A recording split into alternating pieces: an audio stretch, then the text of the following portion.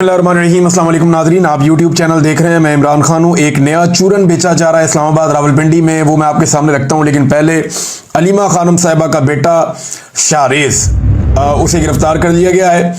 शाहरेज खान जो है वो इमरान खान साहब का भांजा है और शाहरेज को उसके घर से अगवा किया गया। पहले तो पता ही नहीं चला कौन लेकर चला गया। उनके वालिद ने यह बताया कि नामालूम अफराद जो हैं वो यूनिफॉर्म के अंदर भी बंदे थे। ये उनके घर में मुसल्ला लोग घुसे और जाकर उन्होंने पहले शाहरेज को पकड़ा, बाहर निकाला और एक काले रंग की गाड़ी में डाल दिया। और दो वहाँ पे पुलिस के डाले भी थे, एक काले रंग की गाड़ी थी। तो इन्होंने बताया कि जी मैंने वो गाड़ी का दरवाज़ा खोलने की कोशिश की। फिर बताया गया गुजरांवाला लेकर जा रहे हैं। फिर जब जो वहाँ पे रिश्तेदार मौजूद थे उनके ऊपर भी तशद्दुद किया गया, जो मुलाजमीन मौजूद थे उनके ऊपर भी तशद्दुद किया गया। बगैर वारंट के, बगैर FIR के अलीमा खानम साहिबा के बेटे को लेकर चले गए। ये जो इमरान खान साहब का भतीजा, ये एक एथलीट है और ज़बरदस्त एथलीट है। इसने थोड़े दिन पहले शिफा यूसुफजई साहिबा को एक इंटरव्यू दिया था। इसका सियासत से कोई ताल्लुक नहीं है। शाहरेज के बारे में बताऊं, इनका दूसरा भाई जो है वो कुछ सियासत में थोड़ी बहुत दिलचस्पी रखता है, शेरशाह। लेकिन ये जो शाहरेज है, इसका सियासत में कोई किरदार नहीं है। मैंने कभी इसको कहीं देखा ही नहीं है, ना इसके बारे में कभी किसी ने कुछ सुना है। हाँ, लेकिन ये ज़रूर है कि 4 माह पहले इन्होंने एक इंटरव्यू दिया था शिफा यूसुफजई साहिबा को, और उस वीडियो के मुताबिक शाहरेज आलमी आयरन मैन टाइटल के लिए पाकिस्तान की नुमाइंदगी करने वाले थे। ये आलमी आयरन मैन का ये एथलीट होते हैं, हर किस्म की जो एथलेटिक एक्टिविटीज़ होती हैं उनके अंदर ये हिस्सा ले सकते हैं।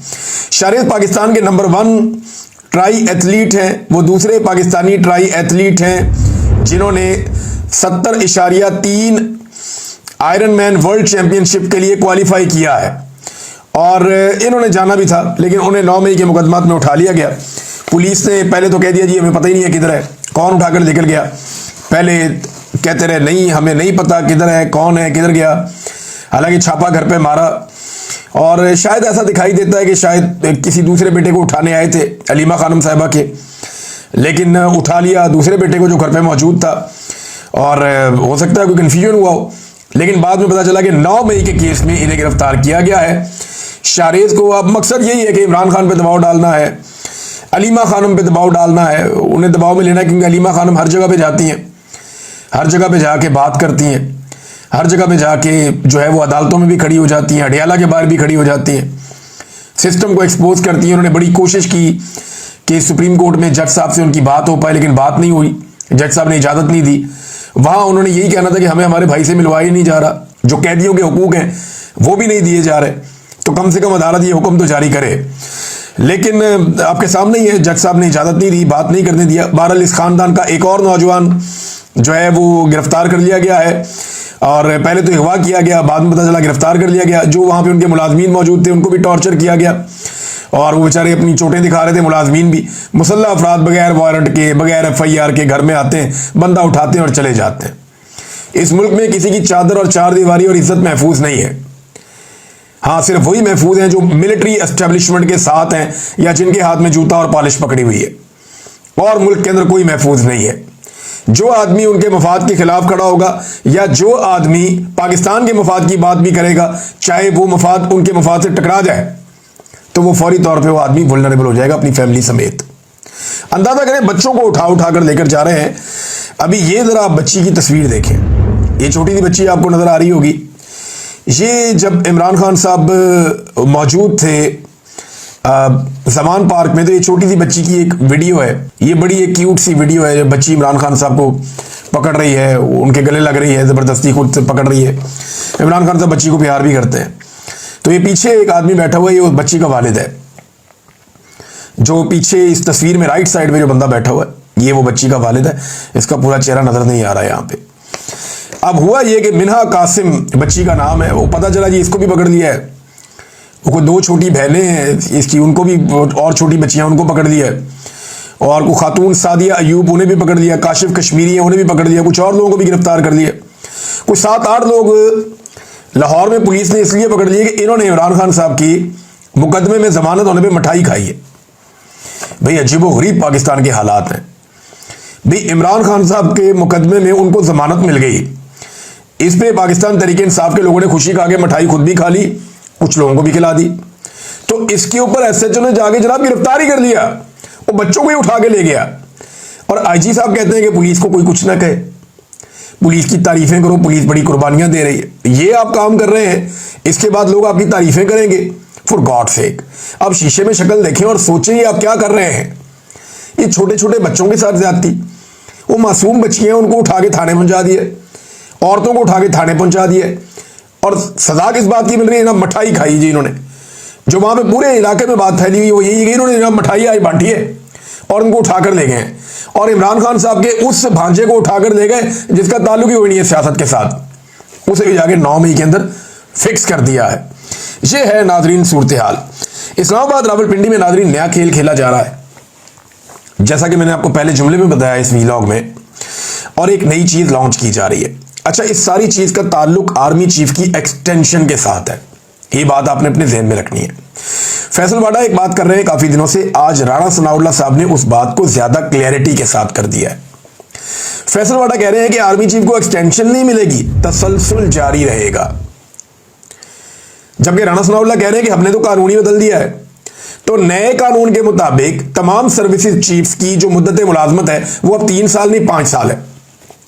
लिहाजा आर्मी चीफ के 3 साल हो गए तो 2 साल और बाकी, तो 5 साल पूरे करेंगे। लेकिन क्या यह कानून पीछे से लागू हो जाएगा या नए सिरे से कोई नोटिफिकेशन करना पड़ेगा? राणा सनाउल्लाह साहब को लगता है कि नोटिफिकेशन नहीं करना पड़ेगा, लेकिन एस्टेब्लिशमेंट और हुकूमत के बीच में इस चीज को लेकर एक तनाव पैदा हो सकता है। इसमें बहुत ज्यादा खदशात हैं। कई लोग कहते हैं कि नवाज शरीफ साहब बदला भी ले सकते हैं, जो उनके साथ किया गया।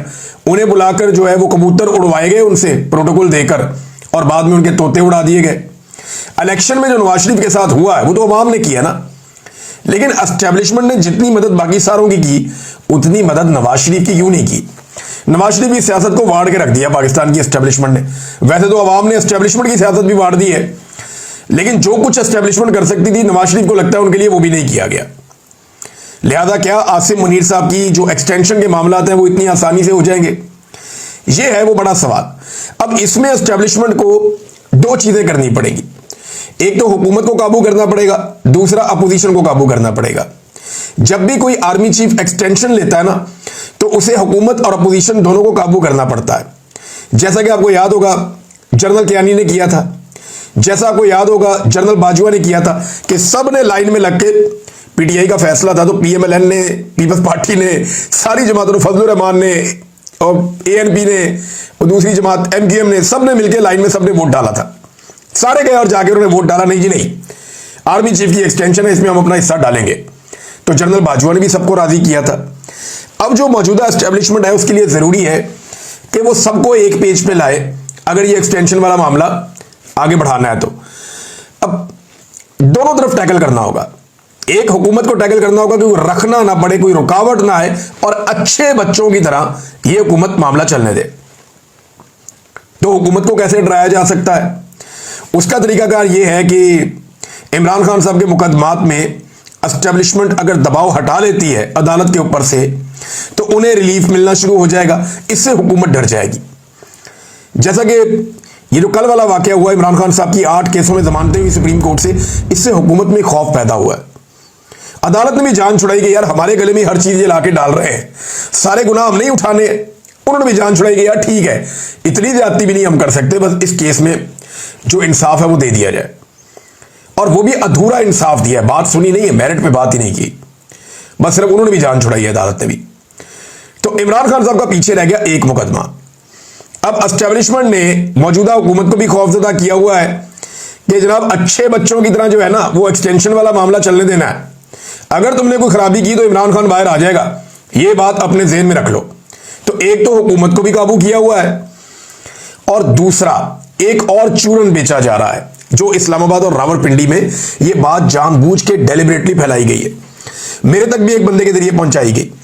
बड़ा दावा किया उस बंदे ने, इमरान भाई आपको पता नहीं है, बड़ा जबरदस्त काम हो गया है, चीजें तय हो गई हैं, इमरान भाई ये होने वाला है जी, वो होने वाला है जी, आप देखेंगे थोड़े दिनों के अंदर इमरान खान साहब भी बाहर आ जाएंगे। ये जनाब मुझे पहले से पता था कि ये अदालत ने फैसला देना है जी इमरान खान साहब के हक में, और बड़ी गेम पड़ गई है, एस्टेब्लिशमेंट अब पीछे हट रही है, ये मामला सीधे हो जाए। वो ये चूरन अब मार्केट में उन्होंने लॉन्च कर दिया। वजह यह है कि पाकिस्तान तहरीक इंसाफ वो वाहिद जमात है जो इसके ऊपर इख्तलाफ कर सकती है। आलमी सतह पे भी पूरी दुनिया के अंदर एहतजाज करते हुए यूरोप में, अमेरिका में, बरतानिया में, हर जगह वो कह सकते हैं कि यार ये आर्मी चीफ ने जो है वो एक अलग तरीके का इख्तियार कर लिया, सियासत में बहुत मुदाखलत कर रहे हैं, लिहाजा ये अपने टाइम पे रिटायर हो जाए, नया आर्मी चीफ आ जाए। वो मुतालबा कर सकते हैं, पहले भी करते रहे, आर्मी चीफ पे बहुत तनकीद भी करते रहे। तो एक तो पाकिस्तान तहरीक इंसाफ वो वाहिद जमात है जो ये कर सकती है पूरी दुनिया में भी और पाकिस्तान में भी। लिहाजा उन्हें चूरन दिया जा रहा है कि नहीं हम तो इमरान खान के हक में हैं, आप देखेंगे थोड़े अरसे में इमरान खान बाहर आ जाएगा और मामला ठीक हो जाएंगे।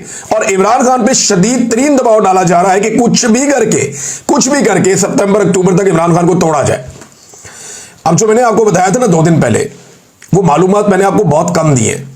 इमरान खान साहब को जेल में जिस लेवल का तंग किया जा रहा है और ज़हनी टॉर्चर किया जा रहा है, आप उसका अंदाजा भी नहीं कर सकते। मैं उस कैद तन्हाई से गुजरा हूं जिनमें वो बहुत तकलीफ देते हैं। यानी इमरान खान पे कोई ऐसा तो नहीं है कि वो टॉर्चर करते होंगे, लेकिन ज़हनी टॉर्चर बड़ी खौफनाक चीज़ है। मुझे अच्छी तरह याद है एक दिन मैं आवाज़ें दे रहा था कि आओ यार मारने ही आ जाओ, कोई बात तो करो मेरे साथ, मारने ही आओ लेकिन आओ तो सही। ये होता है। तो इमरान खान साहब को उस लेवल का अब ज़हनी टॉर्चर दिया जा रहा है। मैं उसे इमेजिन कर सकता हूं कि वो कितनी तकलीफदेह चीज़ है जो उनके साथ की जा रही है इमरान खान के साथ, सिर्फ तोड़ने के लिए कि कुछ भी करके पाकिस्तान तहरीक इंसाफ को इस बात पे कायल करें कि ठीक है ये एक्सटेंशन वाले मामला तो आप चलने दें, आपके लिए भी हालात बेहतर हो जाएंगे। तो ये सिर्फ ट्रक की एक बत्ती है। याद रखिएगा कि आसिम मुनीर साहब की जो अलाइनमेंट है ना, वो पीडीएम की जमातों के साथ ही रहेगी, वो कभी भी किसी और तरफ नहीं जानी। वो नेचुरल है ना, वो उसी तरफ रहनी है, वो दूसरी तरफ जा नहीं सकती। और अगर पाकिस्तान तहरीक इंसाफ ने कोई डील करनी होती तो वो पहले कर लेते, डील ना करके तो वो यहां तक पहुंच गए अभी तक इमरान खान साहब। और अगर वो डील करेंगे तो उसके नताइज का उनको अंदाजा भी है कि फिर वो बिल्कुल आसिफ अली जरदारी और नवाज शरीफ वाली कैटेगरी में अगर ना भी गए तो उसके आसपास कहीं खड़े हो जाएंगे और बाकी सारे भी ये कहेंगे जनाब जैसे हमने किया वही इमरान खान साहब ने किया। तो हम में और इमरान खान में फर्क कोई नहीं है, तो हम बेहतर है जनाब हमें आप लें, फिर ये नारा चलेगा पाकिस्तान के अंदर। बहरहाल ये एक नया चूना बेचा जा रहा है और लगातार बेचा जा रहा है, लेकिन मेरे अंदाजे में ये सिर्फ और सिर्फ एस्टेब्लिशमेंट की एक ऐसी कार्रवाई है जिसमें वो हुकूमत को और अपोजिशन को दोनों को कंट्रोल में रख के अपना नवंबर तक का टाइम निकालना चाहती है। मुझे लगता है कि इससे आगे और कुछ नहीं है। अब नाज़रीन आ जाए सुहेल बड़ाइच साहब वाले मामले में। देखिए सुहेल बड़ाइच साहब ने जो कॉलम लिखा है ना, उस कॉलम को आईएसपीआर डीजी आईएसपीआर ने झूठ पर मबनी करार दिया। उन्होंने कहा जी मन घड़त है और अपने जाती फायदे के लिए सुहेल बड़ाइच ने यह किया है। तो मैं आपको एक चीज क्लियर करूं कि यह ज्यादती है। तमाम सहाफियों को इस मामले में सुहेल बड़ाइच के साथ इसलिए खड़े होना चाहिए कि आप पहले अपनी ख्वाहिशात का इजहार करें एक सहाफी के सामने, और जब वो चीजें रिपोर्ट कर दे तो आप उसी को गालियां दें और उसी को बुरा भला कहें। यानी हम आपके ऊपर तनकीद करें तो हमारे ऊपर मुकदमा दर्ज हो जाए और आप जब दिल करे जिसको मर्जी झूठा करार दे दें, मन घड़त करार दे दें, जाती मफाद वाला करार दे दें, मफाद परस्त करार दे दें। तो ये सुहेल बड़ाइच के साथ ज्यादती है। देखिए ना, सुहेल बड़ाइच साहब के 2 मामलात हैं। एक मामले में वो बिल्कुल ठीक है मेरी नजर में कि जो उन्हें आर्मी चीफ से उन्होंने सुना, जो उनको समझ आया उन्होंने लिख दिया। एक सहाफी का काम यही है, उन्होंने यही काम किया। उन्होंने सुना कि आर्मी चीफ को इमरान खान से कितनी नफरत है, वो माफी चाहते हैं, वो मंगवाना चाहते हैं, वो नाक कड़कड़वा के दम लेंगे, वो इस तरह के मामला ये पहले मैं सुनता रहा हूं बहुत। डीजी आईएसपीआर अपने मुंह से कह चुके हैं माजी में। तो जो सुहेल बड़ाइच ने सुना, जो अंडरस्टैंड किया, उसको लिख दिया।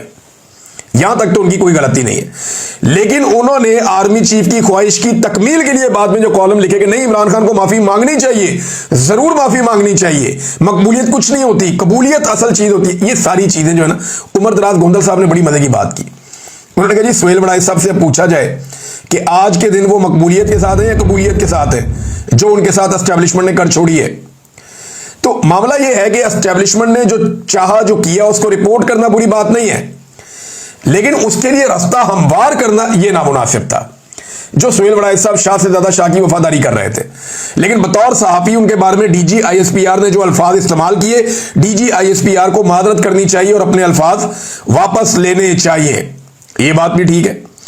अब सुहेल बड़ाइच साहब ने जो कॉलम लिखा उसमें इमरान खान के बारे में तो कुछ अच्छा नहीं था, लेकिन उन्होंने army chief field marshal Asim Munir की बहुत तारीफें की थी।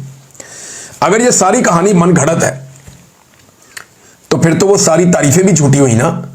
फिर आप ये भी लिखेंगे सिर्फ ये वाला हिस्सा झूठ नहीं है, बल्कि वो सारा जो तारीफों का एक बुलंदा लिखा सुहेल बड़ाइच ने, वो सारा का सारा झूठ है। फिर आपको ये भी लिखना चाहिए और आपको यह भी आवाम को बताना चाहिए।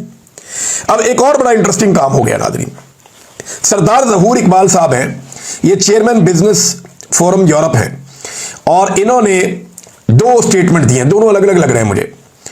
और ये वहां पे जो तकरीब हुई थी ब्रसल्स में, ये उसके मेजबान थे मुबैना तौर पे। उन्होंने पहले एक इंटरव्यू देते हुए तस्दीक की कि जो लिखा सुहेल वड़ाइच ने वो हमारे सामने हुआ है, फील्ड मार्शल की दिल की कई बातें भी मजीद सामने आएंगी, ये उन्होंने पहले कहा। यानी वो एक टीवी चैनल को इंटरव्यू दे रहे थे, अबसार आलम को, उसमें उन्होंने कहा जी कि जो सुहेल वड़ाइच ने लिखा वो खाने की टेबल पे भी बैठे, और वो जो बातें हुई, वो जो उन्होंने लिखा वो हमारे सामने हुआ। पहले उन्होंने वहां पे, मैंने जो सुना मैंने वो हिस्सा थोड़ा सा एक, वहां मुझे लगा कि शायद वो सुहेल वड़ाइच की कोई तस्दीक कर रहे हैं, लेकिन उसके बाद उन्होंने एक पर्सनल एक वीडियो जारी की। उस वीडियो में उन्होंने कहा जी सुहेल वड़ाइच साहब ने ज्यादती की है।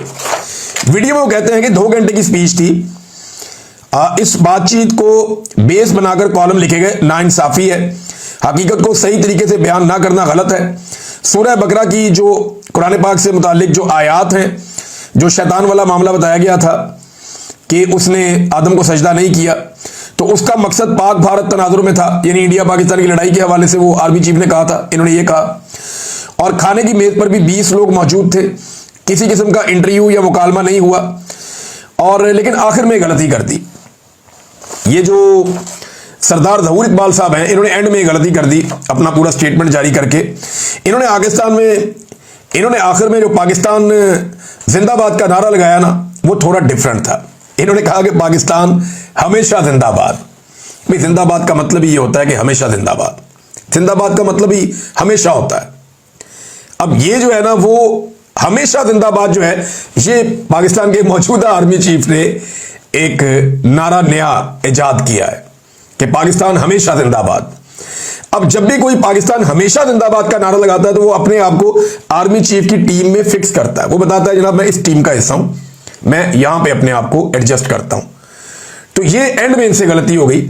अगर इन्होंने स्टेटमेंट जारी करवाना था तो सादा तरीके से स्टेटमेंट जारी करवाते, लेकिन एंड में जो नारा लगाया, खास तौर पे पाकिस्तान हमेशा जिंदाबाद जो इन्होंने बोला, उससे पता चला कि ये इनसे किसने वीडियो रिकॉर्ड करवाई है। 12 वीडियो रिकॉर्ड हो गई, जिन्होंने करवाई है उनका भी हक बनता है। अगर उन्हें लगता है कि उनके साथ ज्यादती हो रही है, तो वो जो वहां पे यानी शाहिदीन मौजूद हैं, अब सुहेल वड़ाइच साहब का भी हक है, अगर वो चाहें तो वो भी बाकी यानी शाहिदीन को सामने ला सकते हैं, कोई ना कोई उनका भी गवाह होगा। लेकिन सुहेल वड़ाइच साहब ने गंभीर खामोशी इख्तियार कर रखी है, बनती वैसे उनकी खामोशी है। और सुहेल वड़ाइच साहब हमेशा से मसलहत के और मफामत के इसके दायरे हैं, हमेशा से बड़े नरम खू किस्म के आदमी हैं। वो कभी भी डटना नहीं जानते और डटने को पसंद नहीं करते। सिर्फ नवाज शरीफ की गेम चुकी हुई थी उन्होंने एक दौर में कि जनाब नवाज शरीफ डट गया है, हार नहीं मान रहा, और इमरान खान को वो रोजाना मशवरा देते हैं कि मत डटें, आप हट जाएं और मिलिट्री एस्टेब्लिशमेंट के रास्ते में ना आए। और बड़े मफामत पसंद किस्म के आदमी हैं। मुझे नहीं लगता कि सुहेल वड़ाइच साहब इसके ऊपर कोई सख्त मौक़िफ़ ले सकते हैं, और अगर वो लें तो मेरे लिए एक ये ऐसी बात होगी जिससे मुझे हैरत होगी। नाज़रीन एक और खबर है, और ये खबर आई खैबर पख्तूनख्वा से। मोहम्मद फ़हीम साहब है, मैंने आपको पहले भी इनके बारे में बताया, ये बड़े अच्छे जर्नलिस्ट हैं। तो मोहम्मद फ़हीम साहब ने बताया कि ये जो शहबाज शरीफ साहब ने आकर वहां पे लफाफे बांटे हैं सैलाब मुतासरीन का नाम लेकर, अब वो बताते हैं जालसाजी या धोखा। वज़ीर आज़म शहबाज शरीफ ने बुनेर मुतासरीन में जो चेक तकसीम किए, वो हकदार की बजाय सरकारी मुलाजमीन में बांट दिए गए। यानी वहां बेचारे जो हकदार हैं उनको बुलाने की बजाय सरकारी मुलाजमीन को बुला लिया और उनको चेक बांट दिए शहबाज शरीफ साहब ने। शायद मुतासरीन का वो सामना नहीं कर पाते, या शायद जो मुतासरीन हैं वो बहुत गुस्से में हैं, और वो वज़ीर आज़म को शायद इस बात का डर था या उनकी टीम को कि मुतासरीन को इनके सामने ना लाया जाए। बहरहाल ये जो मुतासरीन हैं उनकी बजाय सरकारी मुलाजमीन में बांट दिए गए। चंद मुतासरीन और अक्सरियत सरकारी मुलाजमीन कतार में खड़े लिफाफे वसूल करते रहे।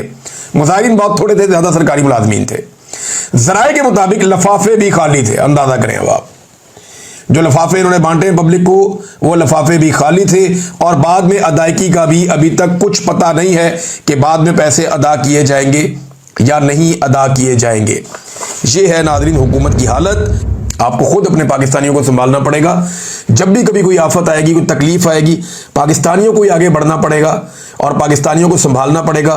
हुकूमतों ने हमेशा मायूस किया, ख़ास तौर पे ये जो हुकूमतें इस वक्त मौजूद हैं, ये तो अवाम से ऐसा लगता है नफरत करती हैं, प्यार नहीं करते अवाम से। बजाय इसके कि ये अवाम का हाथ थामे, ये अवाम का हाथ झटकते हैं। तो पाकिस्तानियों को खुद स्ट्रेटजी बनानी चाहिए, खुद हिकमत अमली बनानी चाहिए। अल-खिदमत एक तंजीम है, बड़ा अच्छा काम कर रही है, कुछ और तंजीमें अच्छा काम कर रही हैं, तो सबको मिलकर इस कार्य खैर में अपना हिस्सा डालना चाहिए। अब तक के लिए इतनी, अपना ख्याल रखिएगा, अपने चैनल का भी। अल्लाह हाफ़िज़।